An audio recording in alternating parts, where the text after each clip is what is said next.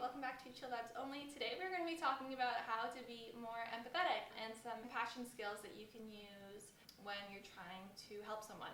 So I've learned these through my friends, through reading books, podcasts, TED Talks, but it's really helped me when someone tells me shitty news and the best way to support them through that.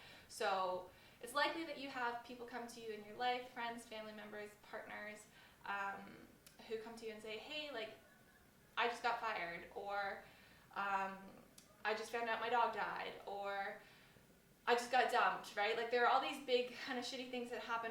And I think as humans, it can be really uncomfortable for us to hear that. And it's like you want to figure out the best thing to say to them to help support them.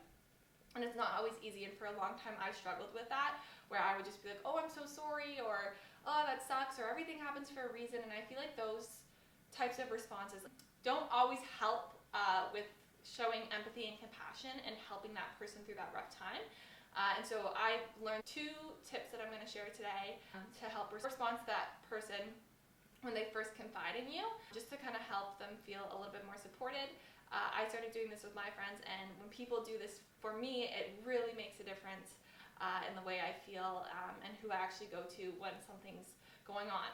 So this video is just about empathy and compassion and how to respond to that big, oh my gosh, this horrible thing just happened, and you want to support them. So if someone comes to you and says, I just got fired, the first thing I would recommend doing is waiting at least 8 seconds. I learned this from Breanne Brown. She says there's this 8 seconds of like this really awkward, uncomfortable time where it's like you want to say something to fix it or to make yourself feel more comfortable, when really you just actually need to sit in the emotion with that person and let them let it out.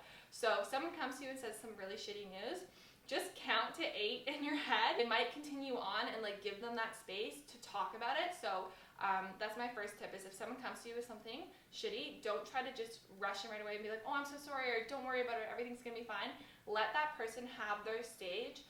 Give them silence so they can let it out. And while they're letting it out, start to make notes and things in your head of what they're saying. So I just got fired, I don't know what I'm gonna do, I can't pay my rent, this is so embarrassing, how am I gonna tell my parents, I'm freaking out. In your head while they're saying this, obviously wait the 8 seconds, make sure they're done speaking. After they say that, you want to validate their feelings first. Go through 3 becauses to validate their feelings. So that's valid, you feel this way because of X, Y, Z. And then you say, how can I support you? So kind of think of it like the number 5 on your hand. So validate feelings because of X, Y, Z, and then how can I help support you through that? So the firing example, you could say something like, it's totally valid that you're feeling this way because you loved your job, but now because you got fired, you no longer get to do something that you enjoyed every day, and now you're stressed out about paying your rent and bills, and because of all that, you're feeling super ashamed, and you're worried about what other people are going to think of you and what you're going to do next.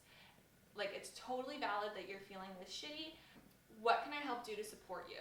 So you sum up what they've said, you validate their feelings, and then you say, how can I support you? You don't offer up, I think I used to fall into this trap all the time where it's like, oh, like that sucks, or oh, here's $5 to go buy a coffee, or here's this, or here's that. Like, don't think of ways that you want to be supported, just ask the person, and they'll tell you. They'll say, yeah, you know what, I really just need you to sit with me, I really just need you to come over here and help me job search, or I really need you to help me with my resume, or I really just need you to buy me a bunch of chocolate. Like, whatever they need, they'll tell you what they need you to support you with. You just have to be there to offer that support. So that's my first tip, is to use the rule of 5, I guess as I would call it. So validate the feelings because of X, Y, and Z, and how can I support you? My second tip is, sometimes, for example, if they say that they got fired and you've never been fired before, it's really hard to relate to that person. I know when I went through my breakup, I had a hard time reaching out to people who hadn't really gone through what I would consider as like a similar breakup. So because they weren't experiencing that, or they haven't experienced it before, it was hard to hear them just be like, oh, I'm sorry, or everything happens for a reason, because in my head I'm like, no, fuck you. I don't know the reason right now, like that's not helpful, that's not comforting to me. Instead, what I think is really helpful is just to try to relate to them and show any empathy or compassion in any way possible. So you could say, hey, like, I've never been fired before, but I have maybe not gotten into the university that I really wanted to get into. And when that happened to me, I was feeling super ashamed and really embarrassed and kind of lost. So I can imagine how you're feeling right now, that you're stressed out about how you're going to pay your rent, you don't know how you're going to tell your friends and family, and you're not alone in these feelings. Please let me know if there's anything I can do to support you, or let me know how I can help you in this.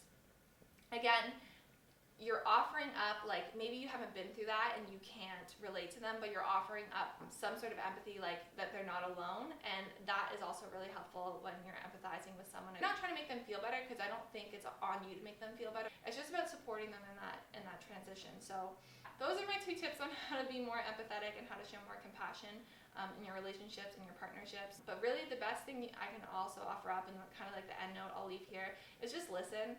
Like, people they don't need you to fix their problems for them. They just want someone to listen and someone to say, hey, you're not alone, and hey, I'm here for you.